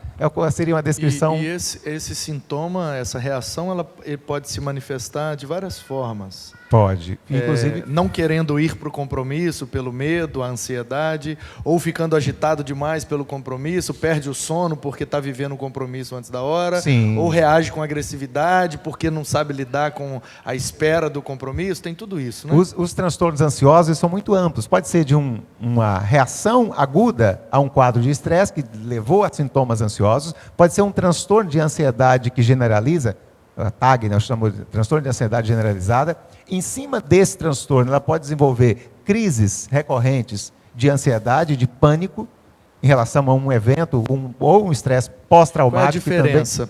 Ansiedade e pânico. A ansiedade vai manifestar um conjunto de sintomas que vai levar a pessoa a um estado ansioso, disfuncional, mas que, quando se fala de um transtorno, uma crise de pânico, ele já vê uma iminência de morte, um risco. Ele percebe como, estou morrendo, estou infartando, ou se eu continuar nessa situação, vou morrer nos próximos minutos, ou não quero enfrentar aquela situação porque eu tenho um reflexo lá de uma experiência traumática anterior, que remonta a essa situação agora, traz uma memória ruim, e ele então pode desencadear uma crise desesperadora de que eu vou morrer ou vai acontecer uma coisa ruim comigo ou com alguém próximo de mim. Essa é a ideia do pânico, de modo bem resumido. E essas fobias muitas vezes também estão linkadas ao convívio social, as fobias sociais, que é um nível também desse transtorno de ansiedade. Ansiosos. Às vezes as pessoas se perguntam e se cobram, e volta só para um contexto religioso. Eu não estou bem para ir para a igreja, é a minha espiritualidade que está no chão. Como é que é isso? A pessoa precisa aprender a se respeitar, buscar uma ajuda terapêutica, profissional, porque muitas vezes ela está vivenciando algum tipo de transtorno e não sabe como lidar com isso. E eu costumo dizer com algum paciente, com algumas pessoas, olha, você precisa se respeitar, se compreender, se entender e perceber que você precisa de ajuda, porque muita gente traz também a culpa. Eu sou a culpa, porque eu não vou à igreja, porque eu não vou à IBD, porque eu não vou àquele lugar, eu tenho que ir. E aí você começa esse processo de cobrança que vai do lado contrário de você tentar buscar passa a saúde. ser uma doença além do Exato. psíquico. Eu particularmente gosto de considerar a ideia do campo psíquico, e aí já entra um aspecto espiritual também, que acaba entrando. A culpa, a sensação de eu estou insuficiente para os meus padrões espirituais. Então, dentro dessa área dos ansiosos, pode manifestar o que a nossa colega disse ali. Manifestar comportamentos autolesivos, compulsivos, obsessivos, rituais de conferência, rituais diversos que pode fazer com os toques, né? O toque, né? O transtorno obsessivo compulsivo, dentro de um quadro ansioso. Maneiras de aliviar, de responder a uma cobrança interna. Então, tem gente que tem rituais, confere a porta 10 vezes, lava a mão 20 vezes e está sentindo sujo e imundo, dentro de um quadro ansioso que evoluiu para um toque. Transtorno obsessivo compulsivo. Sim. Pode se desembocar em várias áreas também. O cara abre e fecha a porta 1000 vezes, confere 30 vezes, ou pode chegar no shopping e comprar tudo que vê pela frente. E, né? Então, isso só na área dos ansiosos. O quadro depressivo, que é o que... Quando tem um transtorno mental, a maioria dos caras, fulano está com depressão. E às vezes são várias coisas, não é depressão. Mas depressão tem alguns sinais muito claros. Perde a vontade, a alegria com a própria vida, perde motivação, atividades que fazia, deixa de fazer, não tem mais ânimo, não tem força, perde energia, o vigor, o prazer, a sensação de satisfação, de prazer começa a diminuir. E a pessoa começa, então, a deixar uma situação de abandono, a ideia de menos-valia, de autoestima baixa, consegue se ver mais feio, impotente, incapaz, o que não é a sua realidade. Os outros o veem bem, mas ele não consegue se ver. E aí começa a ter uma reclusão, evita o contato social, começa a ficar angustiado, deprimido, e a ideia de brochar, de se fechar para a vida, de se recolher numa situação de insignificância, e que o caminho sombrio vai ficando cada vez mais tenebroso e a ponto de a vida não ter mais sentido. Esse é o quadro depressivo. Borderline e burnout. Qual é a principal diferença e a característica de cada uma? Ok. Então, borderline é um transtorno de personalidade. Borderline é uma pessoa que tem um transtorno de personalidade do campo da instabilidade, é um padrão ansioso e é um padrão instável de personalidade, que ela consegue ficar, ela não consegue manter no centro. A ideia é de que ela fica nas linhas mesmo, ela é extremo. Uma coisinha pequenininha, ela faz um escândalo tremendo em seu próprio favor. Ela vive, às vezes potencializa algum sintoma, amplifica um sintoma para poder se tornar a pessoa do momento, chamar a atenção e fazer isso gerar um benefício secundário. É aquela pessoa que você não pode contar com ela com uma estabilidade. Ela está nessa linha, de repente ela está num extremo, ela vai para outro extremo, ela não consegue se centrar. O que não tem a ver com as alterações de humor da bipolaridade. Isso já é um transtorno de personalidade, que geralmente a pessoa tem alguma tendência, algum traço de instabilidade. Quando chega no período lá de 17, 18 anos, geralmente quando se considera que uma personalidade está formada, ali você consegue manifestar. Tem pessoas que já têm alguma instabilidade e insegurança, mas fechou a adolescência, você consegue diagnosticar. Tem um transtorno de personalidade. Ok. Na minha cabeça eu estou entendendo que a bipolaridade é assim e borderline é assim. Mas eu entendi. Pode acontecer assim também, mas... mas eu entendi. E okay. O burnout? Burnout é algo... Não sei se o Ismael quer completo. Burnout é um termo relativamente novo, né, das últimas... Não, desde a década de 50 já se mencionou, mas hoje trata-se de como se fosse uma doença ocupacional. É um transtorno que pode manifestar com sintomas ansiosos, pânico, pode manifestar com sintomas depressivos, mas muito especificamente relacionado à sua rotina de trabalho. É um chamado esgotamento profissional. É o apagar, o consumir a sua chama até apagar. E você olha para o trabalho e diz, eu não quero mais esse negócio. O ambiente que me deu o sustento, o lugar que eu sentia bem, que eu celebrava, agora eu não quero ver se um telefonema do local de trabalho, um colega de trabalho que encontra na rua, já é desesperador. Não quero mais contato com esse lugar. Eu estou esgotado e eu preciso... como se fosse o organismo dizendo, assim, a mente dizendo, sai disso que está te matando. Vai se refazer em algum lugar, se cuida, sai desse negócio, isso ameaça a sua vida. Então a ideia é um esgotamento profissional específico ao trabalho. Não é o cara que está deprimido, ou ansioso, ou está com alguma outra dificuldade, que ele vai para o trabalho e ele se sente mal como ele vai para qualquer outro lugar. Esse burnout é algo categorizado especificamente em relação ao ambiente de trabalho. Perfeito. Para a gente encerrar, eu quero saber se a turma da psicologia aí, Esther, tem uma pergunta.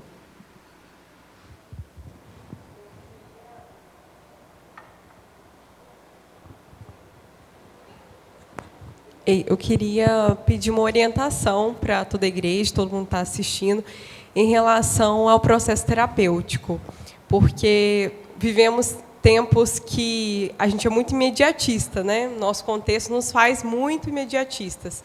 E aí hoje as pessoas falam assim, eu fiz terapia uma vez, mas não aconteceu nada, né? Ela nem me receitou um remedinho, e aí, do jeito que eu entrei, eu saí, ela só me ouviu, não falou nada, não me orientou nada. E aí eu pergunto à pessoa assim, você ficou quanto tempo mesmo? Eu fui 3 sessões. E não aconteceu nada. E eu não gosto de psicólogo não por isso. E aí eu queria essa orientação, né, de explicar para a pessoa como funciona o processo terapêutico, que a pessoa precisa de ter paciência, que é mais um processo de autoconhecimento, que não existe uma receitinha de bolo, que quando a gente passa por esse processo de autoconfrontação, a gente tende a se fechar e não voltar mais mesmo. E aí, quando o psicólogo, né, confronta a pessoa, e ela fala, nossa, nada a ver o que ela disse para mim, eu nunca mais volto nesse profissional, porque ele não é profissional, né? E eu queria ouvir um pouquinho sobre isso. Tem alguns pacientes que chegam para mim e falam assim, semana passada eu saí daqui com vontade de bater em você. Eu falei, que bom, então a gente está começando a terapia. Não é? As coisas estão começando a acontecer. E essa sensação, na verdade, e vem de um contexto, talvez, de um senso comum, de achar que é como, talvez, um atendimento médico. Você vai uma vez e ponto final, acabou, tomou um remédio, vai resolver. E não é assim. A psicoterapia envolve tempo, envolve demanda, envolve uma vida, envolve apresentação de vários fatos, evidências, envolve uma relação de interatividade uma com a outra, envolve empatia, envolve conhecer e confiar no terapeuta. Isso também é muito importante. Eu, às vezes, acho uma covardia alguns planos de saúde, por exemplo, que falam, olha, você tem 5 sessões ou 10 sessões. Isso não existe. Não há como a gente definir para alguém que ela vai ficar ali e de 15 minutos, e vamos lá, não é? E isso aí realmente é complexo demais. Então, a terapia, ninguém pega uma caixa de remédio de dor de cabeça, toma a caixa um dia inteiro, um exemplo aqui bem duro, mas e toma aquele remédio e diz, até o final do ano não tem dor de cabeça. Isso não existe. A terapia é a mesma coisa, semanalmente. Eu confesso também que pelo desenvolvimento terapêutico, a pessoa às vezes quer uma vez por mês, também é um espaçamento muito grande, no máximo aí de 15 em 15 dias. Mas demandas mais recorrentes, mais evidentes, mais graves, no mínimo aí uma vez por semana. Eu tenho pessoas que eu atendo 2 vezes a semana, porque realmente a demanda dela é muito grande, intensa naquele momento que ela está vivenciando. Então, terapia tem esse fator aí imprescindível de acompanhamento. Observação, só completando aqui, qualquer processo, desde o aconselhamento pastoral, que às vezes é bem mais curto, não é nem uma terapia breve, é quase pontual mesmo, mas membros da igreja às vezes querem um conselho pastoral que resolva tudo naquele dia, e talvez vai ter que ter um processo demorado. Então, tem um período de vinculação, que você estabelece o contato com a pessoa que você está, tem o período que se chama de elucidativo, que você vai trazer à luz aquilo que está vivendo, tentar descobrir, se conhecer e conhecer o que está fazendo o sofrimento. Período de confronto, você vai confrontar com aquela realidade onde a luz bateu ali. O que nós vamos fazer com isso? E às vezes depois vai ficar semanas e meses num processo transformador, que é a última etapa de uma psicoterapia. Então você vai vincular, você vai trazer luz à situação que faz o sofrimento, você vai trazer um período de confronto, que às vezes é essa hora que o cara está com vontade de bater ali, e vai demorar às vezes semanas, porque você está mexendo em área que dói. Então, para você ter transformação, tem hora que vai ter que mexer numa área que dói. Depois entrar num processo de transformação. E às vezes vai meses, anos de acompanhamento. Pastores, para a gente encerrar, pode acontecer de uma pessoa que buscou um aconselhamento pastoral ser confrontada com a verdade bíblica e viver esse processo de tomar raiva do pastor porque foi confrontada e fugir dele e achar que, então eu tenho que ir para outra igreja porque esse pastor está me questionando, me criticando, me confrontando, está me batendo e etc, etc. Mas, na verdade, é que a Bíblia, como um guia para a saúde também emocional, às vezes vai confrontar algumas práticas que precisam se equilibrar e a pessoa vive esse processo. Pode acontecer isso também? Creio que é quase inevitável. Quando você lida com áreas realmente restritas, quartinhos fechados, aquele quartinho reservado que você tem lá, que só você tem a chave, quer ficar de posse da chave, e alguém entra, gera constrangimento. Não sei, espero que não aconteça isso aqui nunca, mas o casal que está lá, o marido está tendo um caso extraconjugal, e a esposa não sabe a senha do seu smartphone para ver o WhatsApp lá. Se ela tiver acesso a isso, ele vai entrar em desespero. Ele vai mexer numa área lá, descobriu a senha, vai entrar numa área que ele não quer que ninguém mexa nesse negócio. Se mexer nos seus guardados, você fica incomodado. Então, até ter consciência que precisa abrir esse canto escuro, essa janela aí, tem que entrar luz e alguém tem que mexer para consertar. Qualquer intervenção é dolorosa. Às vezes até do púlpito aqui. O pastor vai fazer algumas intervenções que vai gerar esse desconforto. Fulano não vai querer voltar mais à igreja. No gabinete fica pior. Não vou mais, falou isso, não gostei do que eu ouvi, vai embora. Então, isso pode ser um sinal de que a pessoa precisa, mais do que nunca, de um processo terapêutico, não é isso? Não há dúvida que pode acontecer nessa relação pastoral, até porque a Bíblia ela é um livro sobre comportamentos, sobre expressões comportamentais, sobre como nos portar diante da vida, com o outro, com Deus, no âmbito horizontal e também vertical, por que não a gente falar assim, com as pessoas e com Deus? E somos confrontados por ela é vida, ela é alimento para nós, ela é refúgio para a nossa alma. Isso, sem dúvida, pode acontecer sim nas relações pastorais, em especial, muito bem falado do pastor aqui, até pelo púlpito, né?